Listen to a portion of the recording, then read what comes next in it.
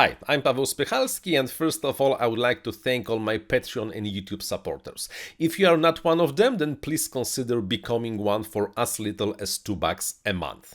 When a few weeks ago I published a video about the 5 things I hate about the digital FPV, Bruce Simpson, aka XJet, aka the guy you know from the channel called the RC Model Reviews, suggested that perhaps I should record a video when I will tell you about the 5 things I love about the analog FPV. Because yes, there are at least 5, 4. For the 5th one I really had to start my creativity to think about the 5th one. That makes the analog FPV even a very good option in the 2021, because no, the DJI is not really the answer to every question you have, and there are areas where the analog FPV, the good old cheap analog FPV, really makes sense. So here are the 5 things I love about the analog FPV. The thing number 1 is that it works, and no matter what will happen, and no matter what DJI or other companies will try to do and will do to try to lure you into the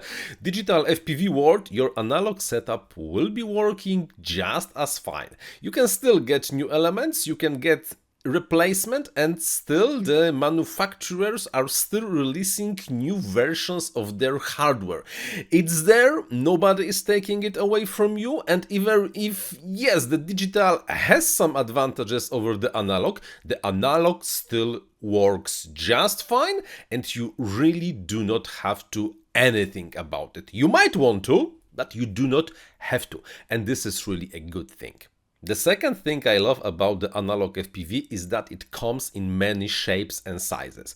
You can get small cameras, big cameras, you can get high resolution cameras, night vision cameras, small transmitters, big transmitter, powerful transmitter. You can get the transmitter that works on the 5.8 GHz, you can get a transmitter working on the 2.4 GHz, or even lower at 1.3 GHz. And you know what?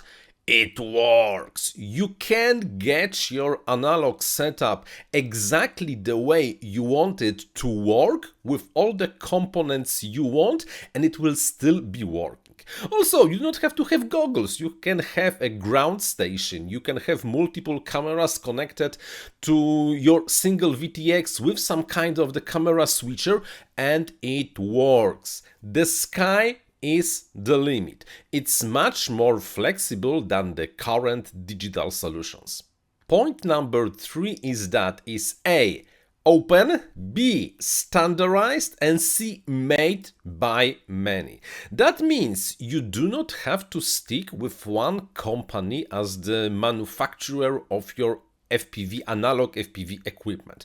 You can get a camera from Foxy, you can connect this to the flight controller and the OSD provided by example by the Betaflight. Then you can connect this to the VTX made by the Team Black Sheep and the antenna created by a small Polish company like the Prodrone, for example. And you know what? It will work because there is a competition, the prices are low, the companies are fighting each other to deliver us the better products for a better price. It's all standardized because yes, it's basically using the component video signal, and you cannot really be more standardized than using the component video signal, and you can mix it however you want. You are not close to a single company vision of how the digital FPV should look like. With DJI, you have to have the DJI or Cadix. They are the only pseudo competition for the DJI setup connected with really not that many options available. And if you go with the Shark Bite, yeah, you can maybe get the camera from Foxy, but then the transmitter is made only by the Fat Shark. So really, there's no competition yet. With the analog, everything is open, everything is standardized. Well, basically almost everything is standardized, and there is a competition. And the competition on the market for us, the customers, is an extremely good thing. The number 4 is lack of the stupid OSD limitation. Why?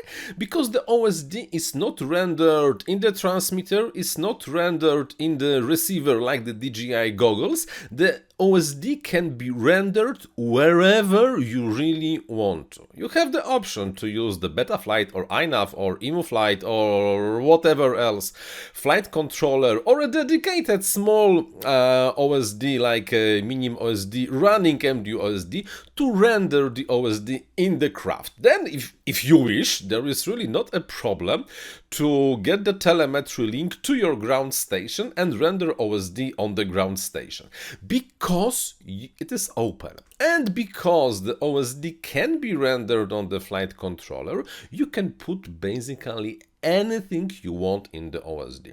If you ever compared of how many features the iNav OSD offers comparing to the native DJI OSD rendered by the goggles, you will be like, whoa, I'm missing so much. Because yes, the OSD on the DJI is extremely limited, and still the OSD on the Sharkbite is not really there.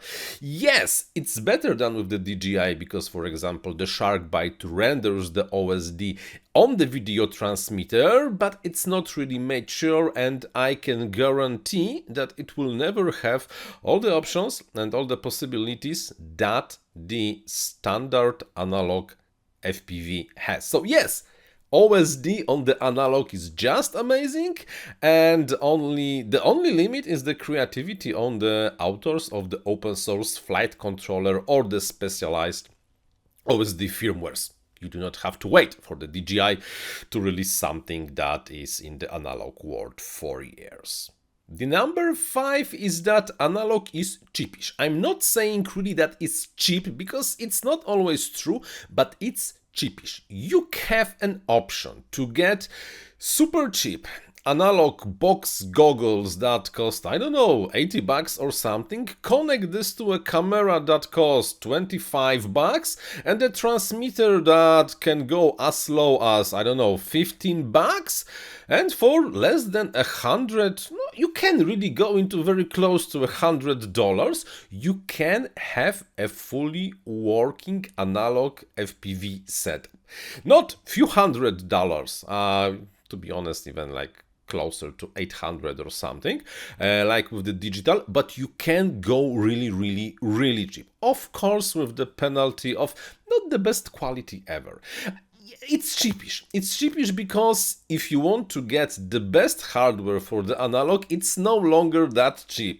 Because the best goggles cost like, I don't know, $500 for the HDOs 2, and very similar for the Orca. So the difference between the analog and digital goggles is not really that big. Yes, the air units are more expensive than the camera plus the VTX on the analog, but there it's no longer really that huge on the difference. It's cheapish. You can start cheap, and then, because it's all standardized, you can start upgrading your analog setup element by element to get the best analog reception. Yes, not cheap, cheapish, and definitely cheaper than the digital if you are just starting to go into this. And that, my friends, were the 5 reasons I love analog FPV, and that I think that the analog FPV still has the place on our airplanes and drones and rovers in the 2021, probably also in the 2022, 2023, 2025, and I bet you that people still will be using analog FPV in 10 years. I can guarantee to you that in the 10 years, okay, maybe 5 years, not 10 years, people still be using analog equipment because it will be there, it will be working, there still will be parts, new components, everything will be open and still cheapish. So, thank you very much for watching, and until the next one, bye bye.